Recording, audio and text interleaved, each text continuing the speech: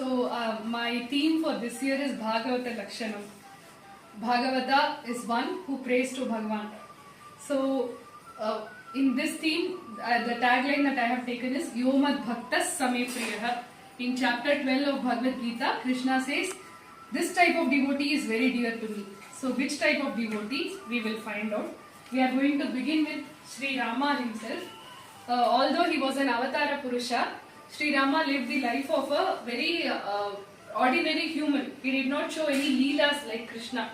So he lived the life of a human. From him, the very important qualities of a Bhagavata that we can learn is to respect others, to respect all kind of living beings. And even for an asura, he was respectful. Even for a squirrel, he was respectful. For a bird, he even gave it the final rites he performed for Jatayu. So the respect for all living beings is one of the basic qualities of a Bhagavata. And this is Kanchipuram Garuda Seva, Parthasarathi Swami. And moving forward, we come to Swami Ramanujacharya. Swami Ramanujacharya, even in Hyderabad, we have the statue of equality. So the idea of Swami Ramanujacharya was to treat everybody equally and give opportunity to everyone to reach God. So that is a very important criteria that he took up, and he ensured that it continues till now, and that's why his legacy also continues. In this, many charitram is there, many stories are there of Swami Ramanuja. I have taken the story of Kungil Pirati. So Kungil Pirati, her name was Sumati. She used to live in the borders of Karnataka to Tamil Nadu. So once when she visited Srirangam, she was not sure why there was so much fanfare about Swami Ramanujacharya. She personally went and approached him. She said, "Namaste, I see that you are some very important person, but can I know what it is about you?" So then he said, "Yes, I am an acharya. I will, what do you do? Can you also teach me?" All that she asked. So he taught her, he gave her the Diksha, Pancha Samskara we call it. He gave her that. And after that, she stayed in Srirangam for a couple of days, for a long time. And while leaving, she again approached him. She said, "You taught me so many things, I have actually forgotten. Can you teach me again?" So that's when Swami Ramanuja, it seems he taught her everything again. The Diksha, Mantra Diksha, whatever he gave. So then after that, she took his padukas and she decided to do puja to it every day. So she, back in her hometown, her in-laws were all not appreciative of her performance. So she used to put the padukas in the loft and every day go offer puja to it. And this way it's a secret way or form of prayer is what she was doing, but she was very, steadfast in her devotion. And after a long time, it so happened that Swami Ramanuja had to, leave Srirangam for a while because of a Chola king's, atrocities. So he had to remove his kashaya and he had to wear a white dhoti like others, and he was leaving. So en route he came to this place and they were looking for a place to have that lunch and dinner because they need to look for a Vaishnava's household to have that food. So when they were looking for it, they saw her house. And nearby there are no temples, there are no other forms. So how did she get to know about all this? They were very curious. But she received them very well and she treated them with all the customs and everything. So one of the devotees asked, how did you know all this? She said, "My Acharya Swami Ramanuja." They were even more shocked. How did she come into contact with that? Then they asked, "One among us is Swami Ramanuja. Can you identify?" So that's when it seems she, just with the help of a lantern, she saw the Tiruvadi, we say, the feet of the people, and she identified Swami Ramanuja. So we are talking about that, we are saying that Hinduism, there is not, feminism is not there. We don't give equal importance to women, or we are, not treating women well. But we have stories from epics, Puranas, till now, even our Acharya, 1,000-year-old, that they have empowered women to live a spiritual life, because empowering a woman will empower the entire family. So this is the story I have taken to say that a Bhagavata, a devotee, should treat everybody equally, give everybody an equal opportunity. This is our Acharya, Swami Vedanta Desika. So this is the entire charitram of our Swami. He hailed from Kanchipuram, near Kanchipuram. There is a place called Tupul. That's where he hailed from. So he got his Diksha from Garuda, Sri Garuda himself. So he kept repeating a Garuda mantra in a hill called Aushadagiri. And there he got the Garuda mantra. The more he repeated it, Garuda came and offered him the Hayagriva mantra. Then he began to recite Hayagriva mantra, and the Swami Hayagriva himself appeared, and he gave him an idol of Hayagriva. And with the blessing of Swami Hayagriva, he began to compose many stutis, stotrams, and even natakams, the dramas in Sanskrit, and many commentaries he has written, and through him many Shishya Parampara has come, even mutts have come. One of us is ours also. So this is a story where a snake charmer actually comes and tries to attack him with the snakes. So he invokes Garuda and recites a prayer called Garuda Dandakam. So it's a set of 5 shlokas, and the moment it is done, Garuda himself comes to kill those snakes. And here he used to live near Kanchipuram only. So there in Kanchipuram, the famous temple is Varadaraja Swami temple. And the consort of Varadaraja Swami is Perundevi Tayar. So Perundevi Tayar, once it so happened that a poor man, he came asking for some alms to conduct his wedding. He wanted some money to conduct his wedding. So the people who were jealous of Swami Desika, what they did was they said, go to this house, they will give you money. But Swami Desika was living only by Unchavriti, he did not have any money. But when he came and asked him like that, Swami Desika said, yes, come, I will tell you where money is. So just like in Kanakadara Stotram we say, when Adi Shankaracharya chanted and showers of gold came, similar story is what is here. So Swami Desika went to Perundevi Tayar's Sannidhi, and there he recited a prayer of 25 verses, Shri Stuti it is. The moment it ended, showers of gold came, gold coins, and Swami gave everything to the devotee. So the quality that we have taken from this is to empathize and help others. That is a very important quality of a devotee. We have to empathize and do what we can and to help that person. So that is one we have taken. The other important quality also is from his Charitram only. So as I was telling you, he was living by Unchavriti, right? So then what happened, once a very rich person, he saw Swami Desika, he's taking Unchavriti, he's living in a very poor life, let us help him, he thought. And he added some gold coins along with the rice when he gave it to him. Swami Desika didn't do anything, he came and he handed it over to his wife. His wife opened it, she has never seen gold it seems. So she says something is shining and bright, what is it? Then he said, he came and looked into it. And he said, these are bombs, throw them away. So that much of vairagya is what he had, that contentment and satisfaction in life, that he didn't even want anything, even if it was given by mistake or given out of love, he didn't want that.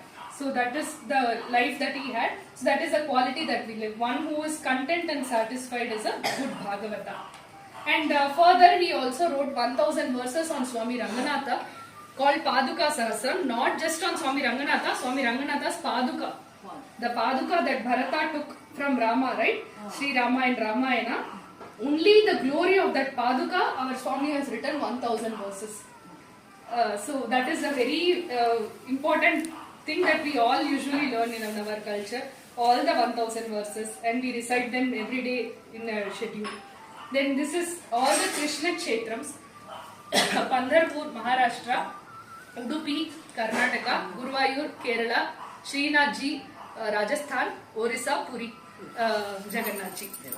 And so from Pandharpur, the best example that we can take is that we should always remain in Satsang. So I have taken Janabai, Namdev, Tukaram and everybody to denote that we must always remain in Satsang. The more we remain in Satsang, we will always have the gratitude towards God. And we will remain more grounded and humble, and it will help us to attain all the other goals. So they are all secondary goals. This is the primary one. When we keep continuing the satsang only, we will be able to attain the other goals. So this is a very important quality. And moving on, we come to one who has perseverance in devotion. So being in satsang is one thing. To reach God, to meet Bhagavan, we should have that ichha in us, the perseverance. तो वो कामना होनी चाहिए मन में कि हमें भगवान से मिलना है, भगवान को इतना मतलब स्तुति करना है, उसकी जो कामना है वो हमें बहुत स्ट्रांग होनी चाहिए. तो for that I have taken Swami Kanakadasa. So he belonged to Haridasa philosophy and Dasa Parampara. So he, as you must have known, in Udupi we can only see God through that small window called Kanakadasa Kitiki. That is because he was not allowed entry in the temple as per that social norms in those times. So he kept singing for God, aching to see him. So Swami himself made sure that he's seen from the one of the walls. He made a hole so that he could see him from outside. So that is Kanakadasa. And so with his, because of his perseverance, he was able to see God. So that is another quality. Now here we have our Narsimha Charitram. Our temple also is here, Lakshmi Narsimha temple. So Prahlada Charitram, Dashavataram, Srinivasa Tirukalyanam. Here Andal, Goda Amma we call it, Goda Devi. So we celebrate her during Dhanur Masam here, right? In this, so Tiruppavi we recite. So many qualities of hers are there. The one that we have chosen is she sought nothing else other than God's company itself. So she, in her Pasuram in Tiruppavi, in 29th Pasuram, she says, Matrainam Kamangal Matru, Undan Nodu Utrome Amo, Munakena Matchevo, Matrainam Kamangal Matru. I want to be only with you and I want to serve only you. If at all I have any other desire, please change it. That is what she asks. So we have that quality of always seeking his company and not seeking anything else from him. That is an important quality of a Bhagavata. Then this is Hathiram Bhavaji in Tirupati. This devotee, he is from the north of India. So when he came to Tirupati, he kept gazing at the Lord in the altar. Now we cannot even go for 2 minutes darshan, but he used to stand in the altar for 4 hours, 5 hours, and he would just see Lord. So the temple authorities, they thought, what is this? He's not reciting any shloka, he's not saying anything. Simply he's just standing there and just praying to God, just seeing God. So they thought he's some thief or something. They chased him out of the temple. They said, you cannot enter the temple anymore. So he was very heartbroken. He didn't know what to do. He comes home and plays dice. On one side he assumes God is there. The other side he is doing. So they are both playing that way together. So he keeps playing on both sides. Then soon God also starts coming to play in reality. Every night, the moment the temple is closed, he starts to come and play with him. So this way, every night God is coming and praying, and soon it happens that he is one day he's played for such a long time that it's almost morning. So God is leaving in a hurry. Srinivasa is leaving in a hurry, and he leaves behind one of his jewelry. So naturally, the temple authorities, when they see that the jewelry is missing, they know that this Babaji has only stolen. So they come to search him and they find the jewelry. And despite whatever Babaji says, they are not ready to trust him. That God himself came, he himself played. They are not ready to trust him. And the ruler of that time is Krishna Devaraya. So even Krishna Devaraya, the king, also refuses to believe him. Then he says, he puts him in a room full of sugar canes. And he says, overnight if you finish this sugar cane, I will accept that God is there with you. So then, who will eat sugar cane? Elephant. Balaji Swami, he came as a white elephant and he ate all the sugar canes in the room overnight. So next day morning when they opened the door, the king was bewildered. Who ate it? What happened? So he says Hathiram. So he is called Hathiram Babaji. Even now the mutt is there in the Tirupati, near the railway station itself. We have Hathiram Babaji mutt. And this is a temple called Tirukkurungudi. It is near Tirunelveli. It's in Tamil Nadu. Near Tirunelveli, it's in a place called Tirukkurungudi. So here also, just like Kanakadasa, this devotee, this story is actually from Varaha Purana. It was narrated by Swami Varaha to Bhuma Devi. It is that told, means it's in Satya Yuga story. Okay. So at that time itself, this story has happened and this temple has been there since then. That is an amazing fact to be told. So what happens is this Nampadwan, his name is Nampadwan, like Ektara, they play this pun. Okay. So he does this folk bhajan, folk songs and all, he sings in a very melodious way. And every day he does this prayer. he has a very, very much interested in Ekadashi fast. So he does the Ekadashi fast, and next day morning, Dwadashi, he will go do his prayers and then he will come back. So that's how he's been doing. So what happens is, once when he was doing his Ekadashi fasting and next day morning he is en route going to the temple, he is caught by a Brahma Rakshasa. So Brahma Rakshasa says, I am very hungry, I have not eaten in 10 days, I am going to eat you now. So he says, Nampad says, I have to go finish my prayer. Please let me go, I will come back. But Nampad how much ever he says, the Brahma Rakshasa doesn't accept. It is said that he makes 17 types of promises. And in the 17th promise, he says that apart from Mahavishnu, if I am not praying to anybody else, then you have to allow me. That is the promise that he makes finally. And that's when the Brahma Rakshasa leaves him, trusts him that he will come back. So when he goes and he's always been seeing God, not seeing God actually, he's been praying from outside only. So he says, he goes to the temple and he says, today is the last day I can come. After this I cannot see, and I have never seen you actually. So can I have your darshan? And he sings many songs, and the last song he sings in the raga of Kaisiki, a raga called Kaisiki. So he sings all this. So moved by his devotion, God himself instructs Garuda, who is on the Dvaja, to move the Dvajastambha. So even today when we visit this temple, we will see that the Dvajastambha, unlike our temple and all where it is in the straight line, here it will be slightly moved. And Nampad got the darshan of Lord Alagiya Nambi Perumal in Tirupurungudi. And that's when, after that, when he returns also, the God himself, he comes as a young, man, human, and he says, hey, don't go that side, there is a Brahma Rakshasa, you should not go that side. He says, yes, I know, but I have made a promise, I have to fulfill it, so I have to go. And then after going there, Brahma Rakshasa has a change of heart. He says, you have fulfilled your promise, come all the way. Actually, I am a cursed soul, I am a Chandala. So, if you give me the merits of your last song, the one you have singing Kaisiki Raga, you just give me the punya of that song, then I will get my redemption. So as it happens, this Nampad he gives this redemption of donating him the punya of that last song that he sang, and Brahma Rakshasa gets redeemed of his curse. So the quality that we have taken is, we should be with pure thoughts, words and actions. So what we say, what we do, what we think, it should all be the same for a devotee. Then what even Bhagavan himself will, follow us, he will also listen to us, and he will, come along with us wherever we go. That is one thing. Then we come to Ambarisha's story. So this is King Ambarisha. He belonged to Sri Rama dynasty. He was an ancestor of Rama, Ikshvaku Raja. So he was a devotee of Lord Vishnu, and he loved Bhagavan so much so that, pleased by his devotion, Bhagavan had given him his own chakra. So his Sudarshana chakra was with Ambarisha. Okay. And then Ambarisha also used to perform Ekadashi fasting and everything. One Dwadashi morning when one Ekadashi when he had done his fasting and everything, next day morning sage Durvasa comes to his place.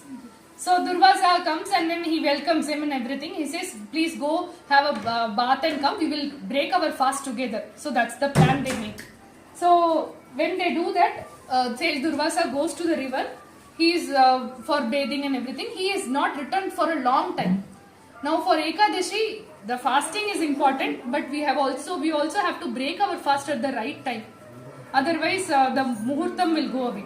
So Ambarisha has been waiting for a long time for Durvasa to come, and the muhurtam is slipping away. So finally he has a glass of water and with some tulsi leaves to break his fast. And just then Durvasa has entered. So then Durvasa is known for his anger. So he is extremely enraged and he is ready to, out of his tapobala, he creates a demon to attack Ambarisha. And just then, without any insisting from Ambarisha, the chakra begins to chase Durvasa. The Sudarshana chakra begins to chase Durvasa. Durvasa Muni, he goes to Kailasha, he goes to Satyaloka, neither Shiva nor Brahman. Even when he goes to Vaikunta, Swami Vishnu himself cannot save him. they say, he says, my chakra is not under my control, it is not under my possession, it is with my devotee. So please go back to him. So when he goes back and he makes apology, that's when the chakra stops. So the quality that we are taking is, despite the fact that the chakra itself was in the possession of Ambarisha, he was not proud of it, or he did not take it into his head. So even if God himself is in our side, he is doing everything in our favor. As a devotee, we have to remember the other qualities that we need to have and not let pride come into our head in our bhakti. That is a great obstacle in everything, and it will take away all the other previous qualities that we want. Then the last one is, this is Doddamalur Krishna. It is a place in Karnataka. Doddamalur Krishna. It is a place in Karnataka. There is a very famous song, no, Jagadodarana.